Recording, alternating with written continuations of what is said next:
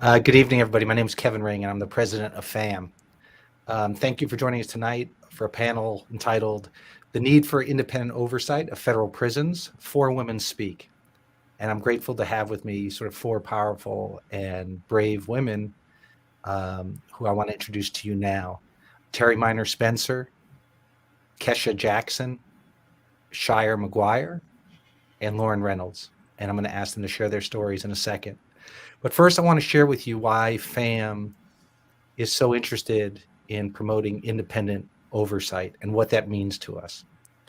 It means having an independent body that is able to access and inspect prisons on demand, to speak confidentially to corrections officers and to incarcerated people, to be responsive to policyholders and to the public, and to provide transparency to families who have loved ones in prison.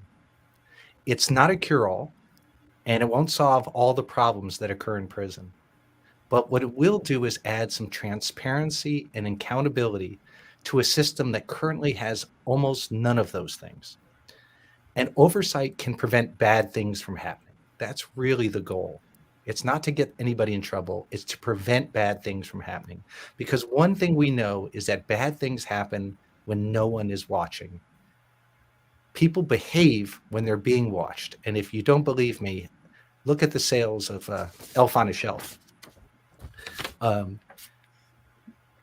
What we see in the federal prison system today is a system that lacks any responsibility to taxpayers, to the families of those who are in their custody, and who is failing miserably at its job of providing public safety. And remember that 95% of all people in prison are going to come home someday. So these are people who are going to be back in our communities. And the question is going to be whether they come back better or worse. But right now, when we have people serving extra time in a prison system beyond their release date, because the Bureau of Prisons can't implement a 3-year-old reform, we don't have enough accountability and transparency. When women are sexually assaulted in what is an open secret, dubbed a rape club, by staff and prisoners alike, we do not have enough transparency and accountability. When people are threatened with violence for not joining racist gangs in prison, and when people who have never engaged in violence are incarcerated with violent people, we don't have enough transparency and accountability in our federal prisons. When correctional officers who try to do the right thing are scared to report wrongdoing because they're afraid of being retaliated against, we do not have a system of transparency and accountability. When an 8-month pregnant woman is transferred to a dangerous prison in the midst of a global pandemic and dies after giving birth on a ventilator, we don't have enough transparency and accountability in our prison system.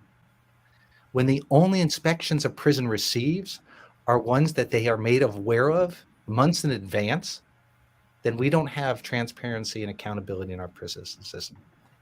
The biggest problem that we have is not that all of those things have occurred, and you'll hear more tonight. It's that these are the only things we know about, and that there are more things happening that we don't know about because we don't have independent oversight. Now, one thing I want to be clear is I don't believe in scapegoating members of any profession. There are good correctional officers and there are bad correctional officers. We cannot rely on a system of angels. We need a better system, not just better people. We need a better system. And the only way we get a better system is have one that incentivizes good behavior and one that has independent checks and investigations and accountability. That's why we're seeking independent oversight of all federal and state prisons to prevent bad things from happening, both to the people who are incarcerated there and to the correctional officers, and also so that families are not left in the dark about the safety and well-being of their loved ones while they're away. And so tonight, I want to open this up by hearing the stories of our special guests. And I just want to say again, I'm so grateful that they're willing to share their stories with us. And I'm going to start with Lauren Reynolds. Lauren, if you can talk a little bit about why you're here and what brought you to this point and why you realize oversight is needed. Well, in 2010, I was sentenced to 12 years on a 5-year mandatory minimum sentence. I wanted to finish my time in Coleman Complex because my family lived in Florida. So I was transferred there for my last 15 months of my sentence. 3 weeks after I got there, I started being preyed on by an officer. It started with comments about my body, the way I looked, and then it escalated to him brushing against me or him accidentally touching me on my back, on my arm. And then I was the only inmate assigned to him. So after about a month, he started sexually abusing me. He would make me perform sexual acts on him, and he would touch me as well. And it carried on for about 5.5 months. It was happening to a lot of people at the Coleman complex. It was kind of an open secret. Each officer had an inmate per se. They knew not to touch another correctional officer's inmate. And since this was happening to so many other women, there was 14 of us that decided to report it together. We all figured if we reported it, they couldn't send everybody to the county jail. There wasn't enough room. So one by one, the officers started getting walked off the complex and reassigned to the men's prisons, because there's 4 different men's prisons on the property as well. And we were kind of preyed upon as well by the other correctional officers because, we told on their friends. So some of us were just being threatened as far as not getting sent to the halfway house, needing paperwork, going on furloughs because our family members were sick. The investigator for the prison told us, don't go anywhere alone, stay in a group. So they actually knew we were in physical danger and did nothing about it after we were sexually abused by their officers. How many other women did you say this happened to? There was 14 that reported it, but there was way more. And how many correctional officers do you think were involved? 8.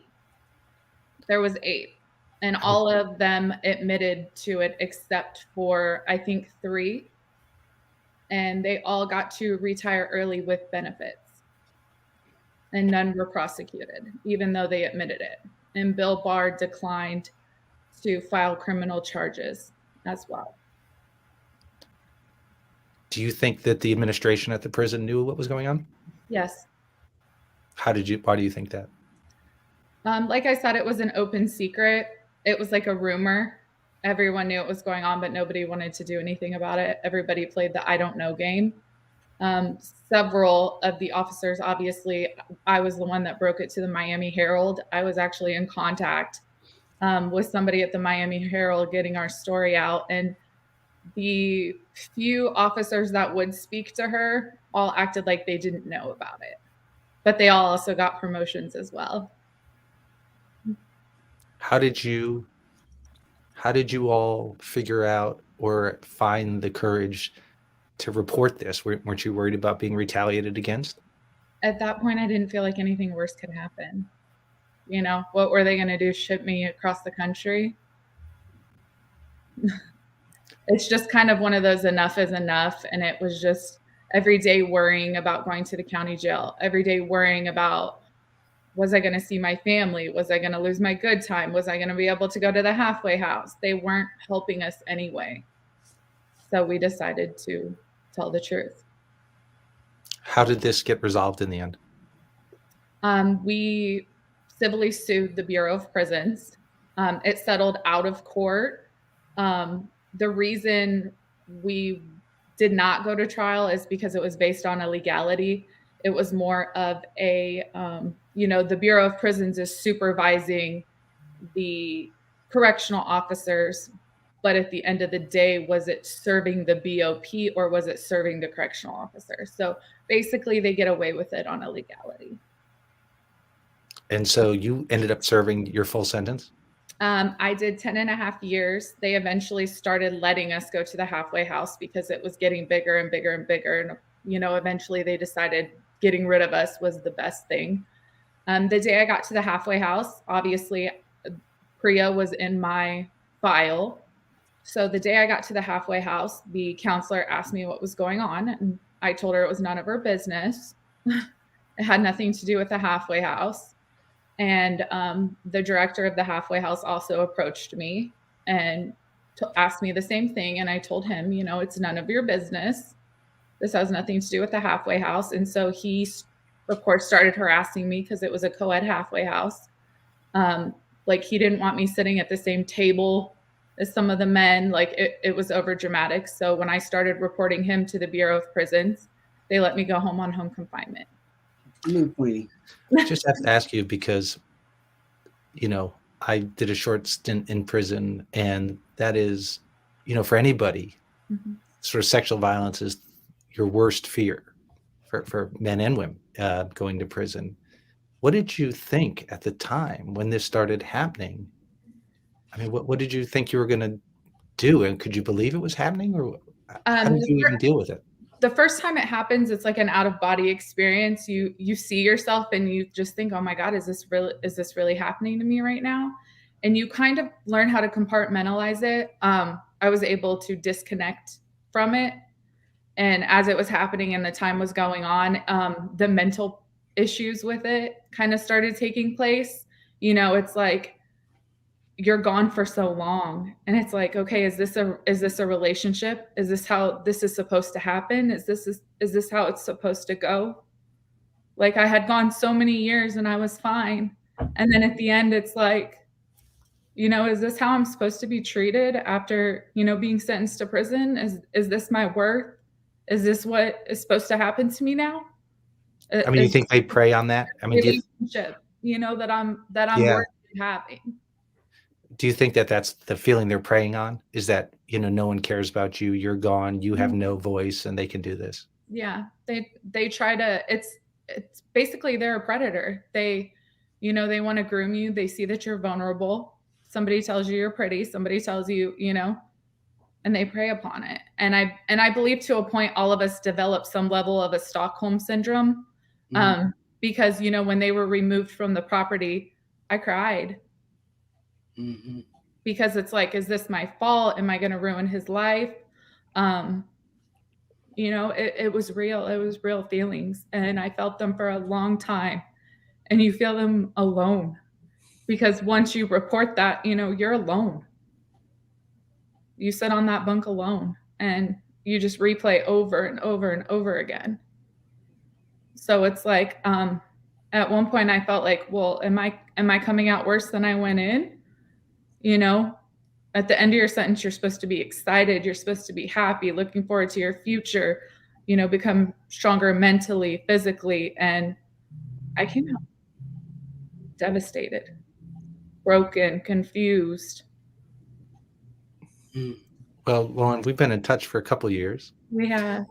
And, you know, what you've done is amazing in taking them on, because we know this stuff happens and most people don't have the fortitude to do that. And you prevailed, and the other woman did too. And I just want to thank you, because even before you were done with your legal ordeal, you said, I want to bring my voice to fight for others so they don't go through this, that you said, I know we need oversight because this sort of thing can happen without it. So I know that's hard, but I just really want to thank you so much for being willing to do that. Of course. We had to have a lot of secret conversations. Yeah. Well, you think you came out worse, but no one else is going to think that. No, now I know I'm better. Yeah. I know I'm better. I'm going to ask Terri Minor-Spencer, who's a longtime friend of FAMM's and a great advocate, but who also is formerly incarcerated like Lauren. And I know from your story, what I do know, that you were facing something similar in the face, a similar challenge. Can you talk about that? Yeah, sure. First, thank you, Lauren, for sharing your story. Thank you so much. So yeah, for me, I was addicted to crack cocaine, and got arrested in Johnstown, Pennsylvania, which is not in Pittsburgh. And so everyone, my family, everybody just thought when I went to court that I was going to go get a rehab. I was going to be sentenced to a rehab. Well, because of the mandatory minimum, the judge sentenced me to 16 years. And so And unbeknownst to me, there was just as many drugs there as it was out in the street, but it was just different ways of getting high.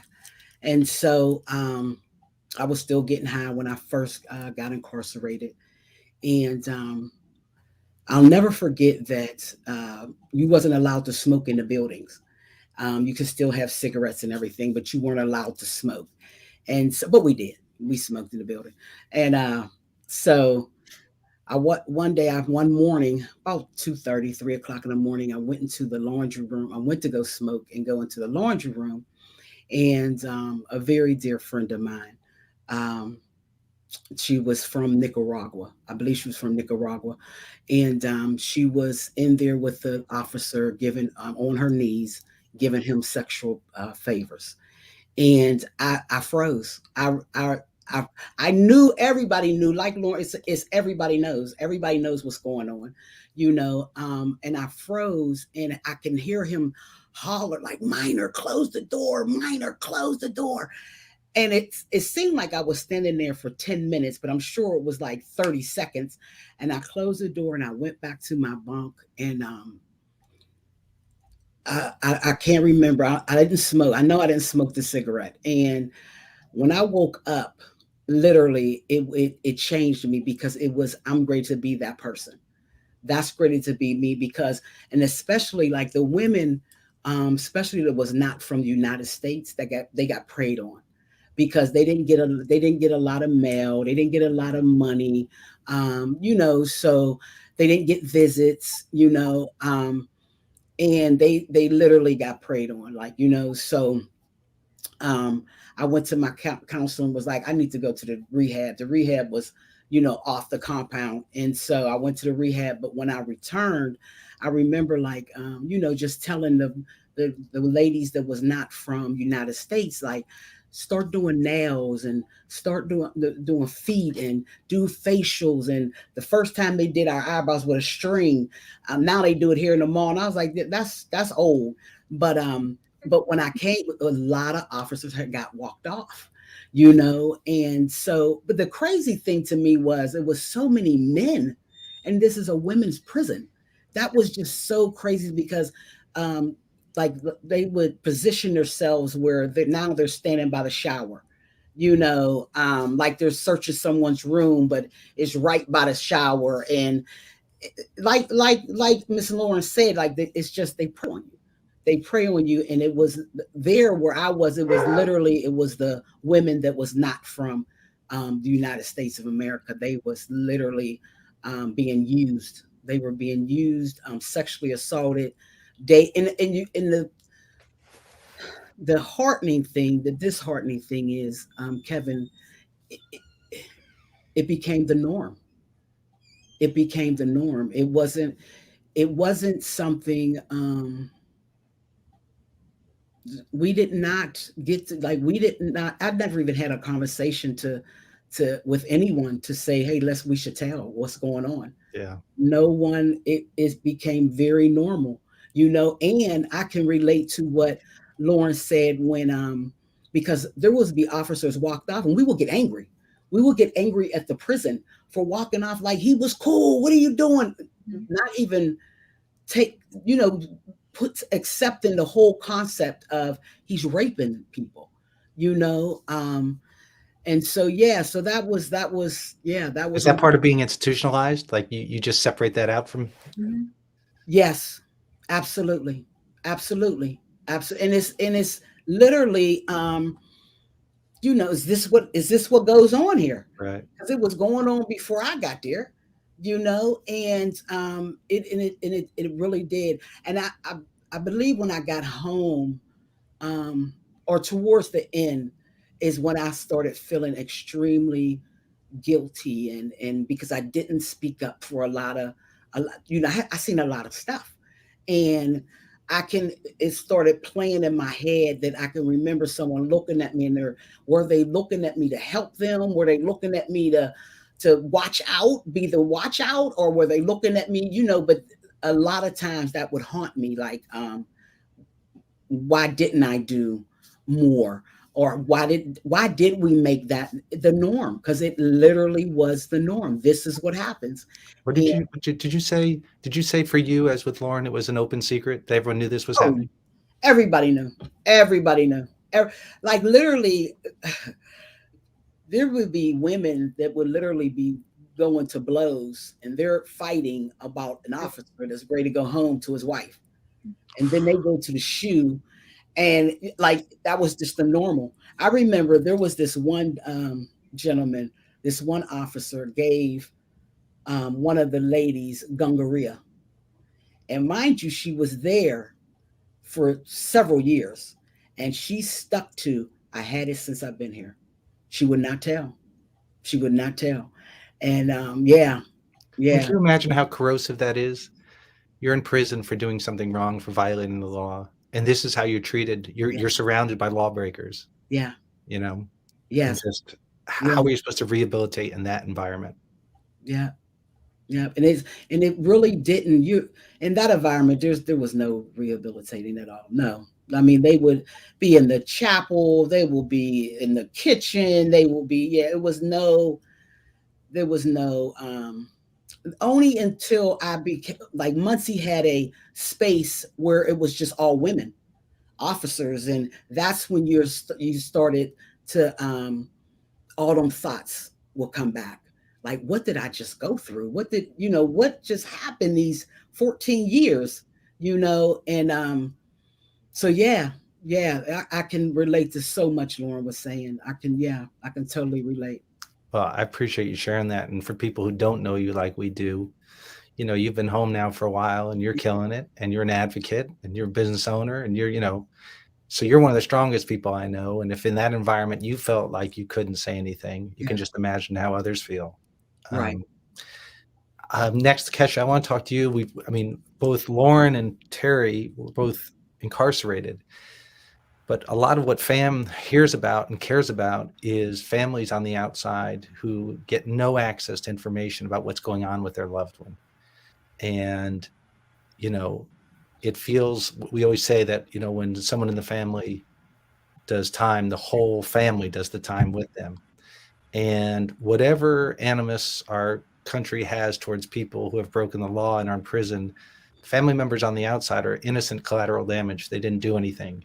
And yet we treat them with such disdain and contempt that it's mind-boggling. Except I've been doing this long enough that I've heard it. But your story is one that I'll never forget, and I'm sorry that your family has even gone through this. But like Lauren, you've been gracious enough to share your story in an attempt to prevent things like this from happening from somebody else. So I want to ask you to talk about your husband. Okay. Thanks for having me, Kevin. Thank the other ladies for sharing their stories. My name is Kesha Jackson. My husband, John Jackson, was incarcerated for 17 years before he passed away in prison. He was at FCI Forest City back in 2019. And from internal resources, and what I mean by internal resources, I'm talking about his prison family, other prisoners that were there, reported that he had gone to special housing or to the SHU. Now, I knew he was in special housing because he had sent me a letter saying that he was in special housing. 2 days after I got the letter in August of 2019, which was a Sunday, his sister called and said that there was an incident up at the prison that I needed to call up to the prison right away because they wouldn't speak to anyone else. So I literally started calling the prison about 7 p.m. and I did not get through. The phone just rang and rang and rang and rang. I kept getting stories back and forth from other prisoners that were both released and prisoners that were incarcerated that he had passed away and that he had been banging on the SHU door for the last several days to say that he could not breathe. There was another inmate in there with him who also said that he was in and out of consciousness. They banged on the door. The CO would not come. The call bell was not operating, so that is why they kept banging on the door. On the first time that one officer did finally answer the call, he said, your cellmate doesn't need any help. But he never opened up the door to see whether or not he needed the help or not. And was John, Finally, was he ill or was he sick? Well, he had blood clots that they were monitoring. So maybe like once a month he would go out to the hospital just to make sure that nothing was going wrong with him. He had passed out previously and they took him to the hospital, which is how they knew that he had the blood clots. But whatever officer was on duty that particular day didn't pay attention to the fact that he was banging on the door. So probably about, from what I understand, about 11:45 a.m., the other cellmate kept banging on the door because he had passed out and didn't come back to. So when they finally opened up the door, they handcuffed the other cellmate, handcuffed my husband, dragged him out onto the floor and tried to do CPR. But at that point, it was too late. This was 11:45 a.m. on Sunday that this was supposedly had happened. I think I called the prison up until 2 a.m. Monday morning and still did not get an answer. When I finally did reach an officer, he was so nasty and he told me that he couldn't give me any information and then hung up the phone. Another inmate that had just been released, who is also familiar with FAMM, they were talking to me at that point in time. The Federal Bureau had not updated the website at 2 a.m. At 3 a.m., I called back. I spoke to a very nice officer. I knew that he knew something because I was so distraught. I couldn't even rattle off his numbers to tell him what was going on. He took about 10 minutes off of the phone after he told me to hold on. And he came back and he said, well, you're going to have to call the counselor in the morning. So I said, okay. About 5 a.m., John's other cellmate who had gone home called and said, Kesh, look at the federal inmate locator. And they had updated to say deceased. So no one ever called me to say that he was dead at that point in time. I called back that morning and the officer that answered the phone, it was the same officer. He said, well, the counselor's in a meeting with the warden about this very thing. But I didn't tell him that I knew that he was deceased at that point in time. So they knew something was wrong in my mind. The counselor never called back. About 12 p.m. that afternoon, the chaplain called and said that, I'm sorry to report that your husband has passed away. So when I said to the chaplain, well, this news I already know because you guys already updated the website, I said, why didn't anyone call me to let me know that he was going to the hospital? So the chaplain says, because we only call family if it's a matter of life and death. So that just triggered me because I'm like, well, he's dead. Like, could you not have called and said anything was going on? They did not. To this day, the warden has not called to apologize. Maybe about a month later, I did get a letter from the warden apologizing and giving his condolences or anything like that. They did fly his body home, but that's the least that they could have done to let me know. From my understanding, it was 2 days that he was banging on the door. So had someone gone in there to open up the door to say, maybe we need to take this inmate to the hospital, he would not be dead today. I continue to live this over and over in my head. The sad part is that I am a licensed therapist, and the things that I would tell my clients are not serving me. I have gone to therapy myself. I've taken my son to therapy. I continue to live my life, but not having my husband here is a major issue for me at this point in time. I felt like there's no investigation that could be done. I tried to hire an attorney, but the attorney said that it would be my word against theirs because what they ruled out is that he had an embolism that went to his lungs, and that's what killed him. But again, had he had help in the beginning, then he would not have probably passed away. We don't know that for sure. And that's my story. Well, Kesha, obviously it's heartbreaking. And the idea that we have a system that had you calling all night only to find that the inmate locator that people don't know, it's where you can look up your loved one and figure out how much time they have left, or you can find any prisoner by their inmate number and where they're located. that the way you find out that your spouse is deceased is just because they change his release date to deceased is disgusting. And not only that, but just this lack of any sort of follow-up or accountability.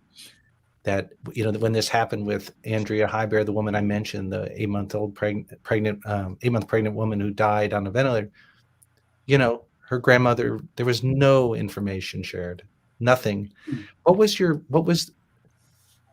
like before that when you try to get information? Was the prison always that non-responsive?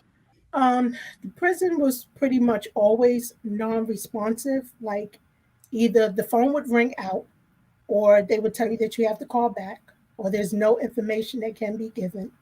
So getting in touch with someone, even me trying to call the counselor the next day, and there's been previous days that I've tried to call the counselor, they don't return phone calls the way that they should. The only time that it seems like someone gets involved, and I remember, you know, John telling me this before, is that unless you keep calling the warden or call the news station or something like that, then nothing gets done. And these people are supposed to be there for rehabilitation. Mm-hmm. Well, and this is what we're talking about, right? I mean, the idea that you have to call the news to get attention, or that you have to keep calling the warden. And I don't know, I know here from a lot of families, they worry about retaliation if they call too much and they complain about things, that then it's taken, you know, held against their loved one inside. How long? I mean, John was supposed to come home relatively soon, wasn't he? Well, he was due to go to court that Monday to see if he was going to be released. According to the attorney, it was more than favorable that he would have been home by that Wednesday. So he was going to get a benefit, I think, from like First Step Act or something, correct. Right? Jeez. I know you said you're still dealing with it. How's your family? My son deals with it periodically. I mean, we have one son in common, and he has other children. I speak to the other children very infrequently. Everyone is just dealing with it in their own way. So it's hard to imagine. I mean, I'm gonna go to Shire in a second. What would you know, if members of Congress or policymakers are watching this? I mean, there's just no way you would have thought you'd be in this position. You're a professional. You have a good job. You know, your husband's in this unfortunate situation, but it looks like he's getting ready to come home. What would you say to people who, you know, are just, especially in this environment right now, not that sympathetic to people who are in prison and they feel like whatever happens to them happens to them? But like, what would you say could fix this? I don't think that anything at this point in time is able to fix it for me.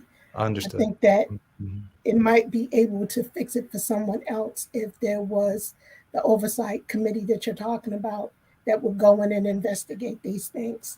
While I may be able to manage it, I will never forget it. So I feel like my life has been robbed.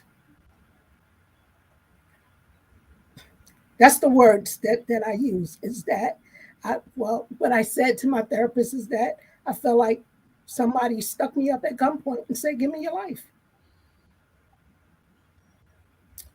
I think that there needs to be some type of program put into place where officers are held accountable for their own actions. I feel like the officer that did not go to my husband's aid, how do you sleep at night? Because I sure didn't sleep for the first 2 years. You know, what makes it okay? How would you feel if someone did that to your family members, and then to not contact the family member to let them know that something was wrong? On my part, that just makes it feel like you're covering up something. What are you covering up? Yeah. I thank you is not strong enough, and I'm sorry is not strong enough for sharing your story and for speaking out when reliving this must not be something you want to do. But I know Terri, because she's an active advocate, there is a sense of, if those who have experience in this system don't speak out, we're not going to get change. And so I just want to thank you for doing that. That's not your job, and you just did it. And just appreciate that. And same with Lauren. Shire Maguire's going through this hell right now, not with a husband, but with a son who's in prison. And Shire, can you tell us what your experience has been. Sure. And Kesha, I'm sorry, my heart just aches for you so much because this past December, on a Tuesday afternoon, I got a phone call from another inmate's mother who said, thought you might want to be informed that your son was stabbed. That was all she knew. And so I didn't know whether he was dead or alive. And I, of course, started calling the facility and calling every hospital in Beaumont, Texas, and didn't get any answers. You had to hit the nail right on the head of they don't answer the phone. If they do answer the phone, they transfer you to some other extension where you get voicemail and you leave a message and they never call back. And that just goes on and on and on. And I tried all afternoon to call, and the next morning I contacted my rep, Congressman Walsh's office, and they've been great. They had helped me with a couple of other things earlier, and they contact the BOP's office in DC, who contacts the facility. Well, that's the first disconnect, Kevin. DC has no idea what's going on in any of the facilities, and they're doing whatever they want. The wardens do whatever they want. The corruption is, I'm sure that, there are good cops and bad cops, but I haven't met any. I've met one or spoken to one who was actually a human and treated my son like a human. And but he had his resignation in because he couldn't stand what was going on in the facility. So the congressman's office, when the facility got back to DC's BOP office, they said that they would send them a report in a few days. So that wasn't very helpful. So I got in my car and drove from Central Florida to Southeast Texas, got there on Thursday evening. And by that time I'd received another phone call from another parent who said, so we heard that Zeph was stabbed 17 times and,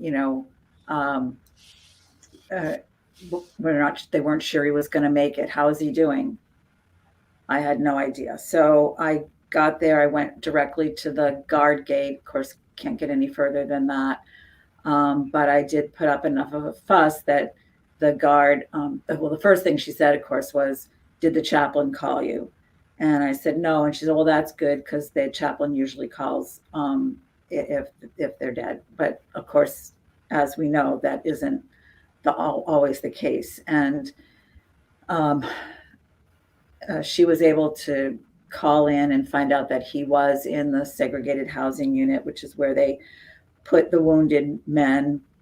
He was there with hundreds of other wounded men waiting for transfer. Some of them had been there 12, 16 months waiting. And because I went to the news and because I got on the evening news and so forth, I was able to get a 3-minute phone call the next day from my son, and just got to hear from him. He was stabbed 13 times in the back for not participating in the racial violence. In the first penitentiary he was in, he managed 18 months before they gave him an ultimatum to either stab a correctional officer or to be stabbed. He had 24 hours to do that. So he put himself in the shoe, then stayed in there for 7 months, and then they transferred him down to Beaumont. The worst part, I think, of anything that's going on in the federal prisons are the lockdowns. It just removes communication completely. Like, for any small infraction, the first thing they do is take away visits, and they take away your phone, and they take away your email, and they take away canteen. Well, the lockdowns, I'm not talking about COVID lockdown, because that was even more horrendous, like 14 months without getting out of the cell. Except for, maybe an hour a day or an hour every third day. to shower and make phone calls. But with the incident lockdowns, which have been going on for decades, there's no communication at all. And there's no canteen, so you can't get any good food.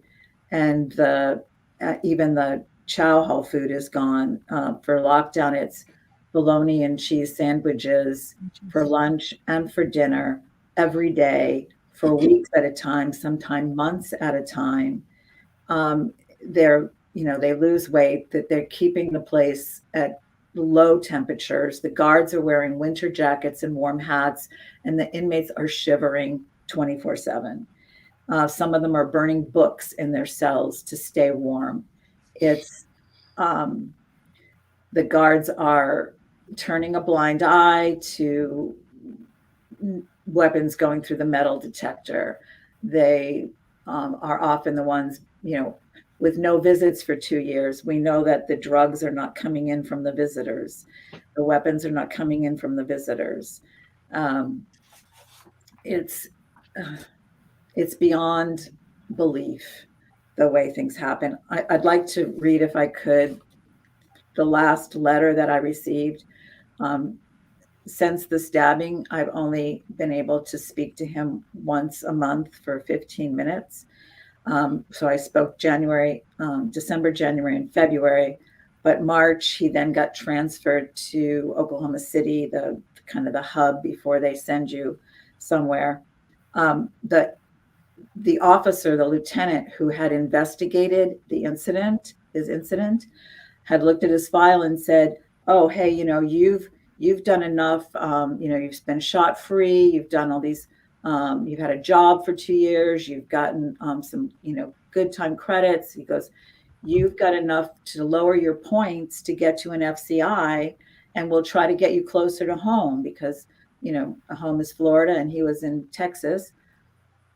And so the lieutenant told his case manager to lower the points and make sure that the designation center had a custody report where it showed that he, had all these things in his favor. The case manager didn't do it. And Shire, this is because he's in a maximum security prison just because of the length of his sentence, not because he was ever engaged in violence, right? He's in a maximum security prison because there was a statement, uncorroborated hearsay, one statement, one sentence in his PSR. His crime was inheriting his father's firearms. He knew he was a felon. He tried not to possess them. He was not in violation of any Massachusetts law, which is where he lived at the time. But in the federal, there's 9/10 is possession, but that 1/10 is control. So they said he was in control of the guns. But I'm just mean like not engaging in any violent acts, just No. having the gun itself.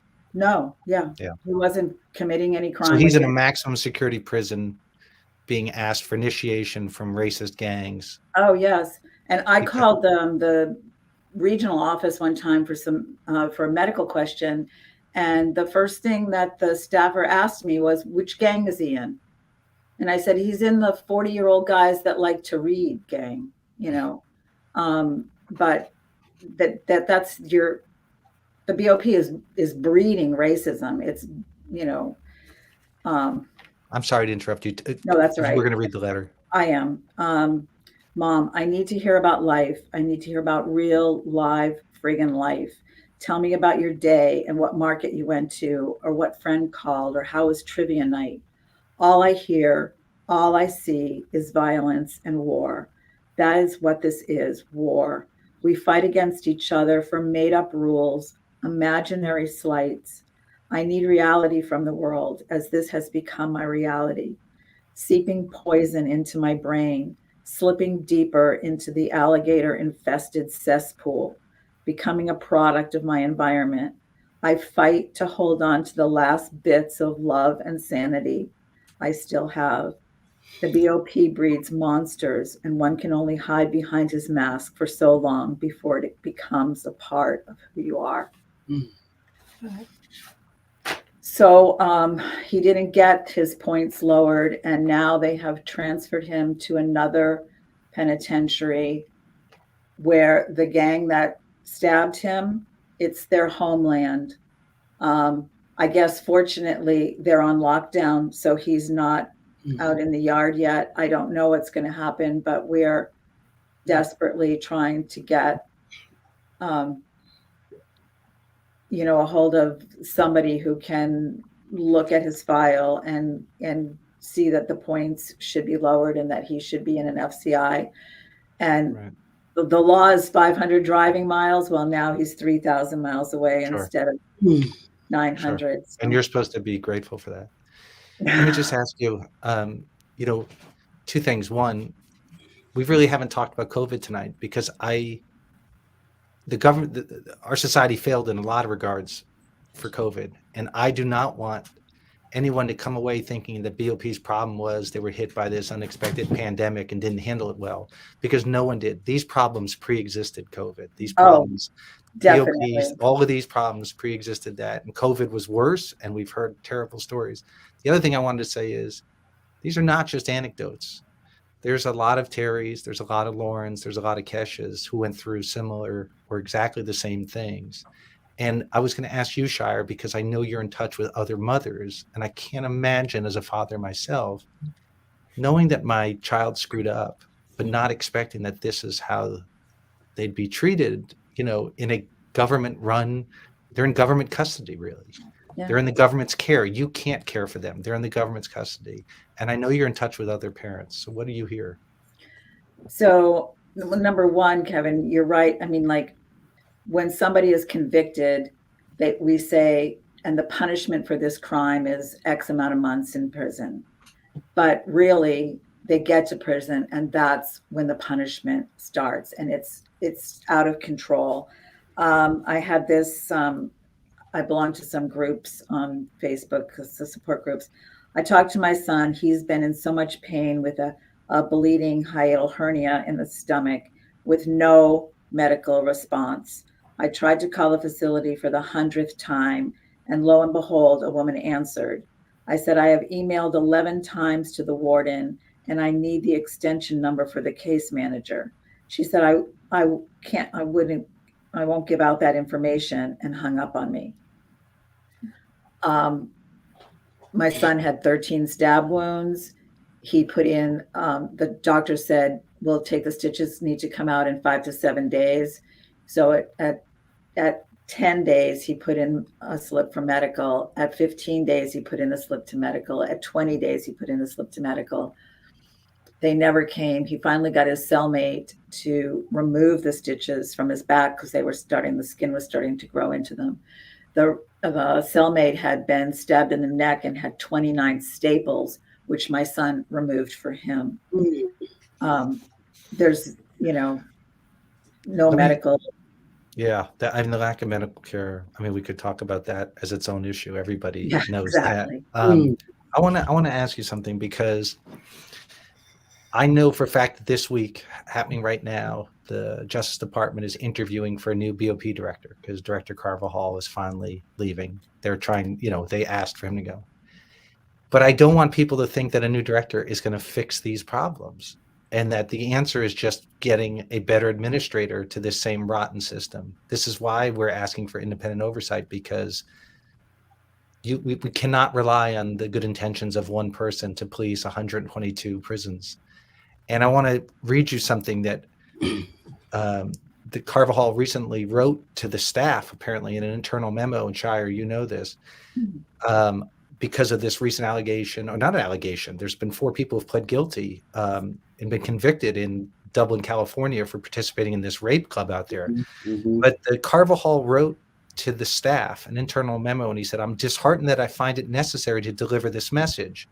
I'm deeply saddened by the behavior prompting me to remind you that we all have a responsibility to protect staff and inmates by reporting wrongdoing of any kind, especially misconduct, and we must have the courage to do so. And I can't tell you how angry that made me, because I don't want to rely on their individual courage, because their paycheck is on the other side of that.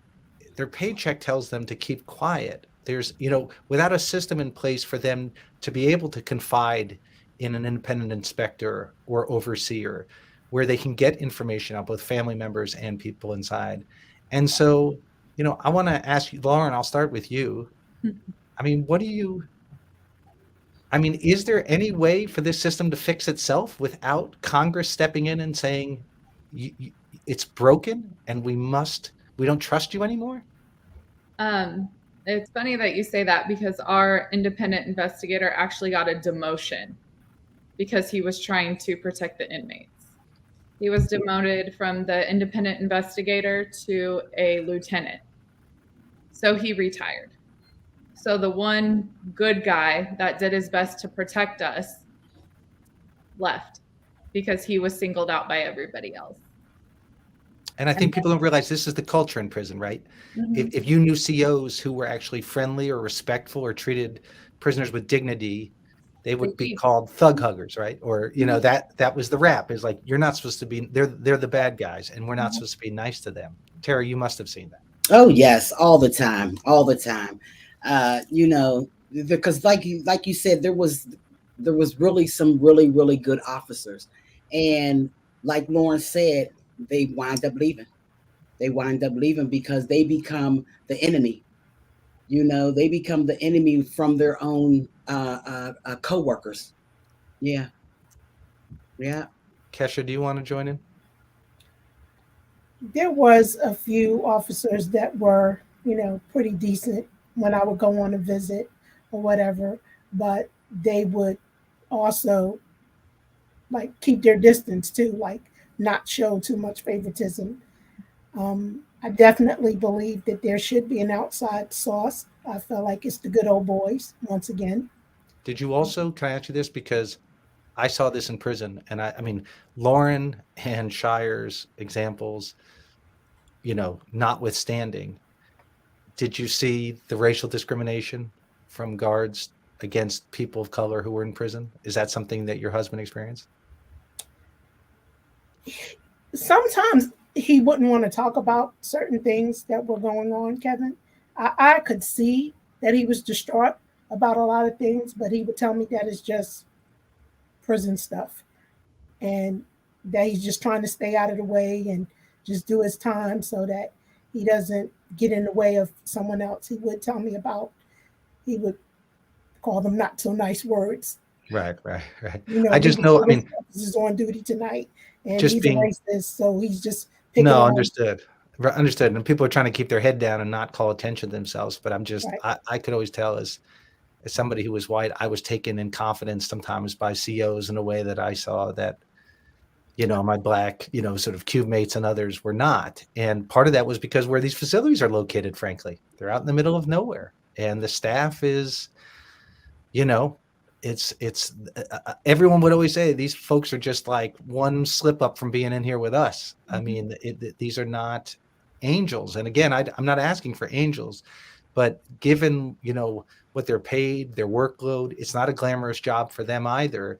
It's so easy to see how they get corrupted as well. And they do things like you all have said about bringing drugs and guns into the facilities themselves and acting no different than the people they're policing or that they're trying to incarcerate. I believe even when Shire has said that, you know, when she contacted the news, the next day she was able to go, you know, thankfully that she was able to speak with her son. But I you know, I know Black mothers and fathers that have been on the news, have talked to mayor. It didn't matter. I believe that the color of your skin played a huge part in that you were able to thankfully speak with your son. And yet look at this system. Yeah. Her son is stabbed for not joining a gang that engages in violence against people of color. I mean, it's a system that somebody said is breeding racist. It's breeding violence instead of, you know, sort of diminishing it. Yeah. So Shire, you want to talk? I just want to say, imagine if staff were not all cops. Imagine if there were actually teachers and therapists, and if there were culinary people who, like the inmates could grow food and then learn to cook and just be engaged in life kinds of things rather than being caged like an animal for 10 years and then sent home as if you're supposed to blend into society again. It's horrifying. And anybody wants to go on YouTube, just type my name into YouTube and you can see my TED talk about I talk about juvenile detention centers and how different it would be if we could not have them being raped and punished and in solitary confinement as children. It's really sad. We're running out of time, and I just want to say once again that for members of Congress, prison oversight is not a cure-all. It will just expose the problems. They will still then need to be fixed. But right now, we don't even know what problems to fix because we don't have a way of getting access. Again, every family I've talked to talks about these inspections that happen currently, where the region comes, they announce a few months ahead of time that they're coming, and then everybody on the compound gets their stuff together and they, clean the floors and they get new shower curtains and they all prepare to make it look nice for this dog and pony show that comes through so that you don't get your guards in trouble. You make them look good and then they're happy with you. So without having random inspections or unannounced inspections to actually get at the truth of what's happening, to figure out if there's actually programming being offered, if there's violence. And again, I don't expect that it could fix every problem, but to Terri's situation and to Lauren's and to what happened in Dublin, I don't think you'd have open secrets about sexual violence if somebody knew they could have somebody they could speak to confidentially and share that information. I think if people's medical needs were being neglected, like Shire's and Kesha's husband's, if there was somebody that they could turn to. Now, we know there's going to be some people in prison who are going to make fake complaints, or they're going to, complain about everything. And we know that that'll happen, but we have no way of knowing anything right now. And we rely on people sharing these stories and trying to verify them. And then you all putting yourself at great risk or burden and emotional turmoil, to share these stories with us. So again, I want to thank you so much. I want to ask if anybody has anything final they want to say. Otherwise, I'm sure what I'm going to say. it's fine. But and I want to everybody who's watching, please come to our website. Go to our action center. You can contact your lawmakers in support of independent oversight, both of federal prisons and state prisons. And again, to say we've scratched the surface. These are 4 women who are willing to speak out. There's tens of thousands who have been through this situation. All right, so we'll run it back through in the order we started. Lauren? Senator Rubio, I've been calling your office since November of 2019. I spoke to Taylor in your Tallahassee office. I'm still waiting for a call back. You still have not called me. You have no shame going to the Miami Herald for interviews. However, I'm waiting for that contact so we can talk about it. Thanks, Lauren. I don't blame you. Terri? Yeah. First of all, thank you so much for having us. I feel like I just heard some powerful stories and hope to see each and every one of you again. I'm getting very happy about what's going to happen here with our new Congresswoman, hopefully Summer Lee, and I know her passion on the oversight in our prisons. And so I just beg anyone that's listening to please help, please get involved, because all hands need to be on deck. Yeah. Thanks, Terri, so much for coming tonight too. Kesha? I want to thank the women for their stories, and Kevin, thank you for having us. I definitely want to say that I would stand up for the prison oversight to speak again in regards to them bringing some outsiders in to oversee some of the investigations I would love if someone was able to open up an investigation into what actually happened to my husband. I also would like to say to the officer that did not go in to see if he was okay, that I forgive you, but I still feel like it would be nice if you reached out to apologize for your wrong actions. I do believe that people make mistakes. And if it was an actual mistake on your part, then I have to forgive you. But it would be nice to hear, I apologize, Ms. Jackson, for not going to the aid of your husband when he needed help. That's it. Thank you, Kesha. Amazing grace. Yeah. Shire? To Senator John Ossoff and Michael Braun and Dick Durbin, please do not rely on the statement from lame duck Director Carvajal that he made to the House Judiciary Committee on February 3rd as to what is really wrong in the Federal Bureau of Prisons, because I printed that out and I took out my red pencil, and there's not a paragraph without something misleading or actually an outright lie in that statement. So I'm so pleased that those three senators are doing the working group and looking at this, but you need to be talking to Kevin and getting your information that way. Well, thank you. Blown away by your courage, all of you, and your poise and your grace. And, you know, we've got to fix this system. We just got to fix this system. And so if you all can do this, the least Congress can do is get off its butt and you know, pass some independent oversight. And so with all my heart, thank you very much. Thanks to everybody who listened. And we'll be talking more about this topic soon. Thank you, Kevin. Thank you. Kevin. Thank you.